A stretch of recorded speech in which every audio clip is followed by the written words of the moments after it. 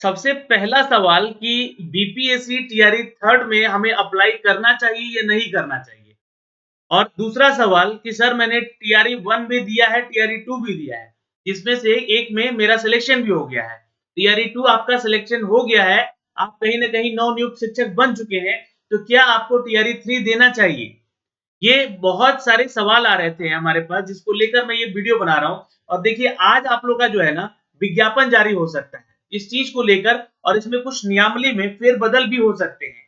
कितने पदों के लिए विषयवार वैकेंसी आएगी ये तो मैं आपको बताऊंगा इस वीडियो में।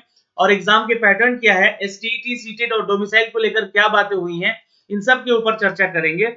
लेकिन सबसे इंपॉर्टेंट जो आपका पहला सवाल था यहाँ पर कि सर मेरा टीआरई 2 में सिलेक्शन हो चुका है या टीआरई 1 में सिलेक्शन हो चुका है, और मेरा जो डिस्ट्रिक्ट एलोकेशन है वो हमारे घर से काफी दूर दिया है, तो क्या मुझे टीआरई 3 देना चाहिए जिससे कि अच्छे नंबर ला सको और मेरी ज्वाइनिंग जो है वो हमारे घर के आसपास के क्षेत्रों में हो सके। तो बिल्कुल ये गलती मत कीजिएगा। आप लोगों का अगर नवनियुक्त शिक्षक बन चुके हैं तो टीआरई 3 देने का बिल्कुल, हाँ, क्लास अपग्रेड कर सकते हैं। जैसे कि मान लीजिए कि आपने पिछली बार आवेदन किया था 1 to 5 के लिए या 6 to 8 के लिए, आपका सिलेक्शन हो गया है, और अगर अभी आप लोगों का जो है रिजल्ट वगैरह आ गया है बीएड या ग्रेजुएशन का जो भी मतलब एजुकेशन क्वालिफिकेशन होता है, अगर उसके आपके सर्टिफिकेट आपके पास अवेलेबल हो गए हैं, तो आप लोग अपग्रेड करने के लिए, जैसे कि आप लोगों का 6 to 8 में है, तो अगर आप 9 to 10 या 11-12 में जाना चाहते हैं तो टीआरई 3 दीजिएगा। अन्यथा आप उसी वर्ग के लिए दोबारा जो है एग्जाम मत दीजिएगा अगर आपका सिलेक्शन हो गया तो। ये पहली जानकारी। अब आते हैं मुद्दे पे, क्योंकि मुद्दा यहाँ पे बहुत ज्यादा गर्म होता जा रहा है डोमिसाइल को लेकर।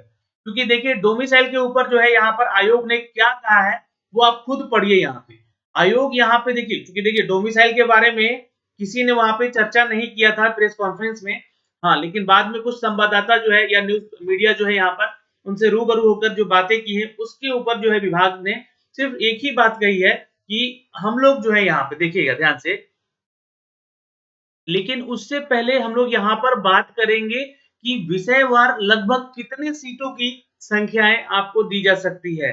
तो देखिए अभी आंकड़े, अगर मैं बात करूं आंकड़ों की, अभी भी कल 8 फरवरी है, 8 फरवरी तक लगभग लगभग सभी जिलों में स्कूल का आवंटन टीआरई 2 का कर दिया जाएगा। थंब इंप्रेशन की प्रक्रियाएं अभी भी चल रही हैं। बहुत सारे जिलों में लोग बाहर हो रहे हैं। आज का न्यूज़पेपर भी जाके देखिएगा तो वहां पे लगभग 1100 से कुछ ज्यादा छात्रों का जो है यहाँ पर डिस्क्वालिफिकेशन किया गया। क्यों? क्योंकि उनका जो है थंब इंप्रेशन ही नहीं मिला। बहुत लोग का जो है डॉक्यूमेंट रीवेरिफिकेशन हुआ, मतलब वेरिफिकेशन तो हो ही चुका था, फिर से उनका जांच हुआ, उसमें भी लोग 300-400 लोग बाहर हो गए हैं किसी किसी जिले में, है ना, मतलब टोटल मिला के ओवरऑल यहाँ पे। तो ये जो रिक्तियां बन रही हैं, क्योंकि इनका सिलेक्शन हो गया था उन सीटों पे, नियुक्ति पत्र दिए जा चुके थे, वो जाके वहां पे ज्वाइन भी कर चुके थे लोग, तो उसके बाद वो वहां से बाहर हो रहे हैं। तो इस प्रक्रिया में देखिएगा तो सीटों की संख्या अभी आपको और भी खाली मिलेंगी। तो आज का एक जो कि हिंदुस्तान खबर का न्यूज आ रहा है कि टोटल जो वैकेंसी है ये 87,000 से 90,000 के बीच में रह सकती है। तो लेकिन सबसे ज्यादा किस विषय में रहेगा, मतलब कौन से वर्ग में रहेगा, विषय तो मैं अभी नहीं बोलूंगा, लेकिन विषय वार आपका रिक्तियां सबसे ज्यादा अगर देखने को मिलेगा तो वो 11-12 के कक्षाओं में लगभग 40,000 की जो सीटों का संख्या आपको देखने को वहां से मिल सकता है। बाकी आपका 6 to 8 कह लीजिए या फिर आप 9 to 10 कह लीजिए, यहाँ पे जो सीटों की संख्या है ना वो लगभग 10 से 15,000 के बीच रहेगी, दोनों में मैं बोल रहा हूँ, है ना। 6 to 8 में भी 10 से 15,000 हो सकता है और 9 to 10 से भी 10 से 15,000 का सीट हो सकता है। इसमें सीट का संख्या कम क्यों? क्योंकि जो 1 to 5 वाले छात्र थे वो अपग्रेड होकर जो है 6 to 8 में चले गए हैं। मैं आपको फिर से बोल रहा हूँ, अपग्रेड होने के लिए आप टीआरई 3 दीजिए, लेकिन जिसका टीआरई 2 में सिलेक्शन हो गया है वो छात्र यहाँ पर दोबारा एग्जाम मत दे, ठीक है, अगर सेम क्लास के लिए आप एग्जाम दे रहे हैं तो ये चीज जानकारी में रखिएगा हमेशा, और आप शेयर भी कर दीजिएगा लोगों को। यहाँ पे अगर आपका सेम क्लास के लिए आप आवेदन किए फिर से सिलेक्शन हो गया तो आप एक ही सीट पे दोबारा सिलेक्शन हो गए तो आपके ऊपर कार्रवाई हो सकती है, क्योंकि ये जो है अपडेट मैं नहीं कह रहा हूँ, बीपीएससी कहता है। अब आगे आपको मैं बता दूं, थोड़ा सा न्यूज अपडेट पे ले चलना चाहता हूँ। एग्जाम के पैटर्न, एसटीईटी, सीटेट और डोमिसाइल को लेकर छात्र क्यों खासा नाराज है उसके ऊपर भी चर्चा होगी।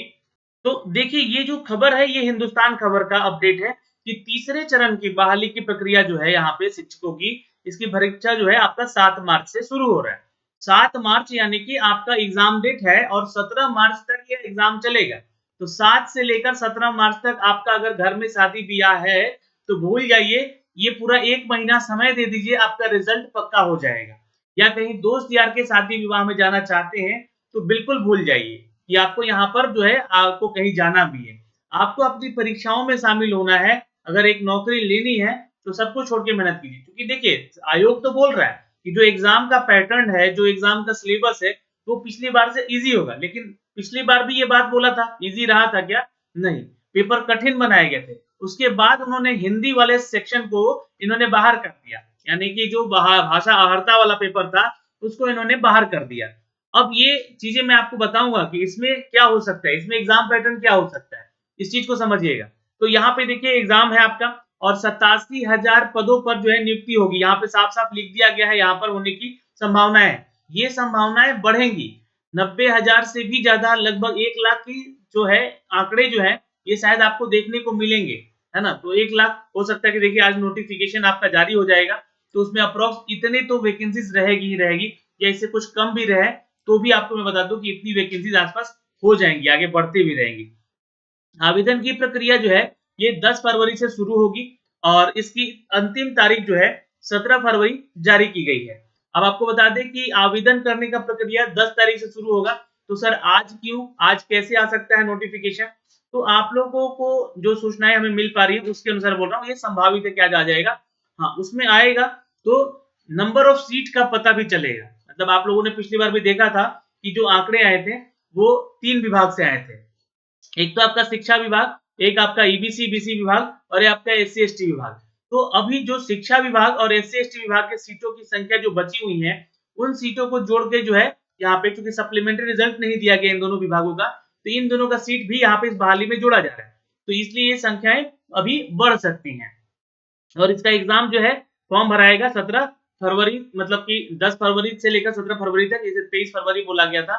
ठीक है, अब यहाँ पे परीक्षा मार्च में होगा, 17 मार्च तक ये परीक्षा करा ली जाएगी। और चूंकि मैं आपको बता दूं कि 17 मार्च तक तो संभव नहीं हो पाएगा। हाँ, ये हो सकता है कि 24 या 25 मार्च तक जाए। 25 मार्च क्यों? 25 मार्च तक होली है और होली से पहले आप लोग का रिजल्ट का भी बात ये लोग कर रहा है, लेकिन उम्मीद कम है। लेकिन हाँ, 24 तक जो है आप लोग का एग्जाम कंडक्ट करा लिया जाएगा, ये जानकारी है। अब ये रहा रिजल्ट के ऊपर की चर्चा कि रिजल्ट कैसे क्या होगा। तो ये चूंकि देखिए मैं आपको शुरू से कहता आ रहा हूँ कि ये वैकेंसी नहीं है, ये एक इलेक्शन मोड पे तैयारी है। सरकार दिखाना चाहती है कि हमने भी यहाँ पे नौकरी दी है, छात्रों को बिहार में नौकरी दी है। तो इस चीज का आंकड़ा है यहाँ पे। तो ये आपको जो है हो सकता है कहीं ना कहीं पेज इसको अटका के रखा जाएगा, जैसा कि मेरा मानना है। जो कि इतने साल से हम लोग जो है इस क्षेत्र में काम कर रहे हैं, तो कहीं ना कहीं इस बहाली को लेकर एक, मतलब पॉजिटिव तो नहीं कहूंगा, हाँ, लेकिन ये चीजें हैं कि इसको लेकर कहीं ना कहीं इलेक्शन का रुख देख रही है सरकार। तो ठीक है, ये आगे की बातें, ये चर्चाएं मैं बाद में करूंगा। ठीक है, लेकिन आपको बता दें कि इनको लेकर प्राथमिकी से लेकर उच्च माध्यमिक तक यहाँ पर रिक्तियां आने वाली है।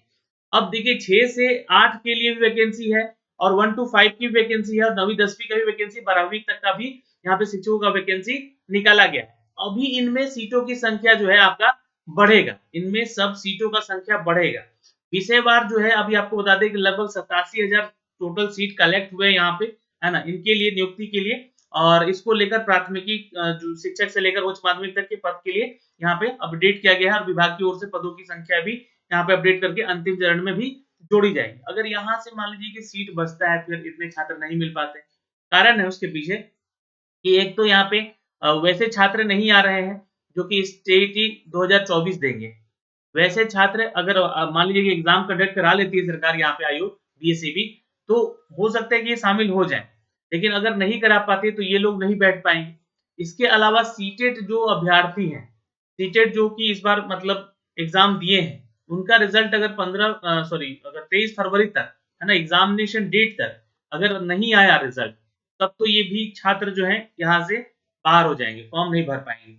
हाँ, अगर सीटेट का रिजल्ट आ गया तो डेट एक्सटेंड कर दिया जाएगा आपका फॉर्म भरने का 2-3 दिन, है ना। लेकिन ये ध्यान रखिएगा, अगर नहीं आया तो आप भी यहाँ से बाहर हो जाएंगे। तो सीधे तौर पे ये लोग तो यहाँ से बाहर हो रहे हैं। अगर इसी में सरकार अगर उठती है तो डोमिसाइल रूल लगा देती है, तो यूपी और एमपी, छत्तीसगढ़ या झारखंड या एमपी के जो छात्र हैं जो आकर एग्जाम देते हैं, या दिल्ली राजस्थान से, क्योंकि ऑल इंडिया एग्जाम है ये, तो लगभग इन सभी स्टेट से तो ज्यादा छात्र आते हैं एग्जाम देने के लिए बिहार में। अगर डोमिसाइल रूल लग जाता है तो उनकी भी संख्याएं कम हो जाएंगी, तो ये बचेगा सिर्फ आपको बिहार के छात्रों के लिए वैकेंसी। अब जब बिहार के छात्रों के लिए वैकेंसी बचेगा तो जाहिर सी बात है उनका सिलेक्शन ज्यादा होगा। तो आपको करना क्या होगा उसके बाद, क्योंकि देखिए ये मैं सिर्फ संभावनाएं बता रहा हूँ, ये एग्जाम को भी शामिल कर सकता है आयोग अगर चाहेगा तो, बीएससीबी का एग्जाम कंडक्ट करा के, जैसे कि पिछली बार 10 दिन के 15 दिन के अंदर ही बना के रिजल्ट वगैरह सब कुछ दे दिया था, तो उस तरह अगर ऐसा किया गया तो यहाँ पे इनको भी मौका मिल जाएगा। सीटेट का अगर रिजल्ट आ गया उस बीच में, फॉर्म भरने के बीच में, तो इनको भी मौका मिल जाएगा। डोमिसाइल अगर यहाँ पे, चूंकि देखिए इलेक्शन है, मुझे नहीं लगता है कि सरकार यहाँ डोमिसाइल हटाने की बात करेगा कि यहाँ पे लोकसभा का इलेक्शन है, और मुझे नहीं लगता है कि सरकार यहाँ पे कोशिश भी करेगी कि डोमिसाइल वाला रूल को हटाया लगाए या इसके ऊपर चर्चा करे, क्योंकि कल तो इसके ऊपर अगर आप देखिएगा तो अतुल सर से पूछा भी गया था इन सभी चीजों को लेकर, तो इन्होंने एक बात कहा था कि उसके ऊपर जो है प्रशासनिक विभाग जो है चर्चा करेगी, ठीक है। और अटेम्प्ट्स को लेकर भी बातें कही थी इन्होंने कि कितने अटेम्प्ट होगा, तो इनके मतलब बात हुई थी जो बाद में यहाँ पे अखबारों में, ये भी प्रशासनिक विभाग ही निर्णय लेगा, इसके ऊपर भी इन्होंने यही बात कही थी। तो ये तो सारी प्रक्रियाएं होगी यहाँ पे, और ये जो है आपका अपडेट हो गया यहाँ से, ठीक है। तो डोमिसाइल यहाँ पे अगर आपका हटेगा तो नहीं, अगर हटता है तो बिहार के छात्रों को बेनिफिट होगा, मैं आपको बता दूं, और हटने के चांसेस बहुत कम है क्योंकि ये लोकसभा का चुनाव है। भले ही यहाँ विपक्ष में जब थे ये लोग तो कुछ और बातें हो रही थी, लेकिन अब यहाँ पे आपको बातें सीधी हो गई हैं कि इस चुनाव के ही मुद्दे के लेकर यहाँ पे ये वैकेंसी निकाली जा रही है, तो इसी को ध्यान में रखते हुए यहाँ पे डोमिसाइल शायद ना हटाया जाए। वैसे आपको बता दें कि ये सारी जानकारियां हैं, लेकिन सरकार से, आयोग से मैं फिर से विनती करूंगा यहाँ पर उन छात्रों के लिए जो छात्र यहाँ पे STET 2024 का फॉर्म भरे हैं, और उनके लिए तो ये कह रहे हैं कि आप लोग के लिए अगर नहीं भी हो पाता है तो अगस्त है, अगस्त में जो आपका TRE 4 होगा उसकी तैयारी में लग जाए। और जो भी छात्र देखिए इस एग्जाम की तैयारी में है और उनके पास सब कुछ है, मतलब रिजल्ट वगैरह सब कुछ है, और वो चाहते हैं कि इसमें सिलेक्शन हो जाए उनका, इस तीसरे चरण की प्रक्रिया में 90,000 में उनका नाम आ जाए, तो 2-3 चीजें आपको करनी होंगी। एक तो अभी से रेगुलर पढ़ना शुरू कर दीजिए, क्योंकि देखिए निगेटिव सोचिएगा तो निगेटिव में ही जाइएगा। आप ये सोचिए कि TRE 1 दिए थे नहीं हुआ, TRE 2 दिए थे नहीं हुआ, या TRE 2 दिए हैं उसमें नहीं हुआ, तो अब आपको जो है TRE 3 में इस बार मौका मारना है, कि इसी बार सीटों की संख्या आपकी कम है और इसी बार जो है आपका सिलेक्शन हो सकता है, अगर आप थोड़े से यहाँ पर ध्यान देंगे तो, ठीक है। ध्यान रखिए क्योंकि इसमें ये लोग शामिल नहीं हो रहे हैं, सीटेट, STET या डोमिसाइल से अगर देखा जाए तो वैसे बहुत कम स्टूडेंट होंगे, लेकिन यहाँ पे TRE 3 में उन छात्रों के लिए बहुत अच्छा मौका है जो कि पिछली बार के वैकेंसी में बैठकर सिलेक्शन नहीं ले पाए थे। अब मैं आपको एक चीज को और मैं और बता दूं कि यहाँ पे दूसरे चरण में जो है ना निगेटिव मार्किंग भी नहीं है, जैसे कि एग्जाम का पैटर्न बताता है हमारा। अब अगस्त में इसका एग्जाम होगा, वो तो पैटर्न मैं बाद में बताऊंगा, लेकिन ये ध्यान रखिएगा यहाँ पे आपका BPSC का जो एग्जाम का पैटर्न है वो 150 क्वेश्चन का ही होगा। और सर ने जैसा कि कल बोला भी था कि हिंदी जो विषय है आपका, ये आहारता वाला विषय है, इसमें बहुत ही इजी क्वेश्चन पूछे जाएंगे, है ना, बहुत ही इजी क्वेश्चन पूछे जाएंगे, बहुत ही आसान, जिसमें कि आपको कठिनाई ना हो, क्योंकि ये उनको उनकी बातों से ऐसा लगा कि इस पेपर को पिछली बार इसलिए हटाया गया था कि पेपर कठिन पूछ दिया गया था हिंदी में, और बहुत सारे छात्र यहाँ पर फेल हो गए थे, इसकी वजह से उनको इस हड़ताल को हटाना पड़ा और सबको यहाँ पे पास कर देना पड़ा। लेकिन इस बार ऐसा नहीं होगा, ये 30 नंबर का आपका हिंदी यानी कि लैंग्वेज से सेक्शन से क्वेश्चन रहेगा, हिंदी, उर्दू और ये इंग्लिश आपका हो सकता है। दूसरा कि 40 सेक्शन का आपका जो है GS वाला सेक्शन होगा, और तीसरा जो आपका 80 नंबर का आपके सब्जेक्ट से संबंधित जो आपका पेपर पूछे जाएंगे। तो यहाँ से संबंधित जो चीजें हैं उसको पढ़िए मन लगा के, और ये सेक्शन को थोड़ा सा पढ़िए। इसको लेकर जो है हम लोगों ने अपने एप्लीकेशन पे भी प्रैक्टिस सेट दे रखे हैं, वो प्रैक्टिस सेट जाके लगाइए, या तो आप जो बुक्स हमने रिकमेंड किए आप लोगों को उन बुक्स को ले लीजिए या गाइड बुक को ले लीजिए, सिर्फ 40 से 45 दिन है आप लोग के पास, उसको पढ़ के खत्म कीजिएगा जितना हो सके संभवतः आपसे। तो ये सारी जानकारियां थी दोस्तों जो कि हमने आप तक साझा की है, बाकी इन सब के बारे में हमने कल ही वीडियो बना के अपडेट कर दिया है, और कोई भी आपको इसके रिगार्डिंग जानकारी चाहिए तो कमेंट सेक्शन में कमेंट जरूर कीजिएगा, है ना। 25 मार्च तक यहाँ पर परीक्षा फल देने की भी बात की जा रही है भाई, है ना, तो ये संभवतः ये थोड़ा सा उम्मीद कम है, लेकिन हाँ 1 अप्रैल से पहले 1 अप्रैल तक जो है या 7 अप्रैल तक जो है रिजल्ट भी आपका आ जाएगा इसका, और इनकी ज्वाइनिंग वगैरह का प्रक्रिया भी शुरू कर दिया जाएगा। तो ये दूसरे चरण की तीसरे चरण की बात हो रही है, और दूसरे चरण में जो भी परीक्षाओं का पैटर्न था उसमें यहाँ पे थोड़ा सा अलग देखने को मिलेगा, है ना? और इसमें भी नेगेटिव मार्किंग नहीं है, तो मेहनत कीजिए। All the best. जो भी आपको गाइड चाहिए कमेंट बॉक्स में कमेंट कीजिएगा, ज़रूर बताया जाएगा। जय हिंद।